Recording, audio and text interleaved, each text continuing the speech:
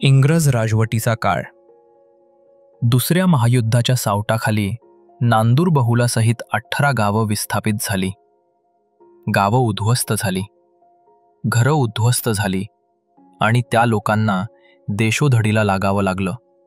त्या विस्थापितांमध्ये एक कुटुंब होतं, दराडे कुटुंब. त्यांनी आपला संसार उचलला आणि नाशिकच्या घनकर लेनमध्ये नव्या जगण्याचा पाया रचला. त्या कठीण काळात त्यांनी 10 खोल्यांचा वाडा उभा केला आणि संघर्षाच्या काळोखात एक आशेचा दिवा पेटवला. घरचे वडील डोक्यावर चिक्कूची पाटी घेऊन नाशिक आणि आजूबाजूच्या गावात भटकत चिक्कू विकायचे. त्यांच्या मेहनतीने आणि त्यागानेच दराडे नावाला ओळख मिळाली. चिक्कूवाले दराडे म्हणून संपूर्ण जिल्हा ओळखू लागला. त्या कुटुंबातील ज्येष्ठ पुत्र म्हणजेच आपण, दादा. आपल्यावर जबाबदारीचं ओझं आलं, पण आपण ते ओझं म्हणून न पाहता आपलं कर्तव्य म्हणून स्वीकारलं.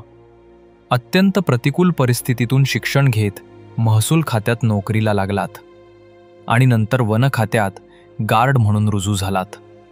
एक गार्ड म्हणून सुरुवात करून सहाय्यक उपवन संरक्षक वर्ग 1 या सन्माननीय पदावरून निवृत्त होणं हा आपल्या परिश्रमांचा जिवंत पुरावा आहे. आपला स्वभाव करारी, सडेतोड, पण आतून अतिशय ममत्वपूर्ण. संपूर्ण परिवारात आपला शब्द हा प्रमाण होता. सगळे आपल्याला प्रेमाने दादा म्हणत. आपल्या अनुभवाचा, आपल्या माणसपणाचा प्रत्येकाला आधार वाटायचा. आपला विवाह इंदुमतीताईंशी झाला आणि 2 मुली, 3 मुलं यांना उत्तम संस्कार, शिक्षण आणि जगण्याचं धडे दिले. फिरती नोकरी, जंगलं, दूरदूरच्या ठिकाणी वास्तव्य, पण माणसांची ओळख आणि पारख या बाबतीत आपल्यासारखा कोणी नव्हता. त्याच जाणीवेनेच कुटुंबातील पुढच्या पिढ्यांच्या विवाहात योग्य घराणी मिळाली. आपल्या जीवनात दुःख, नुकसान, विरह यांचं वादळ अनेक वेळा आलं, पण आपण प्रत्येक वेळी खंबीरपणे उभे राहिलात. लहान भाऊ, बहिणी, नातलग आपल्याला मध्येच सोडून गेले, तरी त्यांच्या परिवाराला कधी एकटं पडू दिलं नाही. आणि मग जेव्हा जन्मगाव हरवलं होतं, विस्थापनाची जखम कपाळावर होती, तेव्हा आपण पुन्हा लढा उभारला.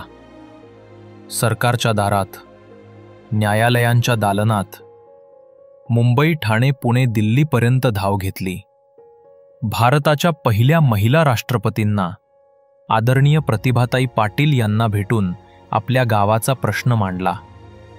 ही फक्त लढाई नव्हती, ती आपल्या मातीशी असलेल्या नात्याची साक्ष होती.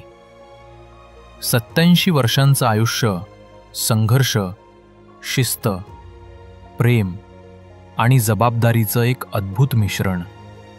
आपण शिकवलं की बाप म्हणजे केवळ माणूस नाही, तो एक दिशा आहे, तो जगण्याचा पाया आहे. बाप म्हणजे जगण्याचं माप आहे, पाठीवरची धाप आहे. कधी रागावला तरी त्याची माया अमाप आहे. तो म्हणजे बाप आहे.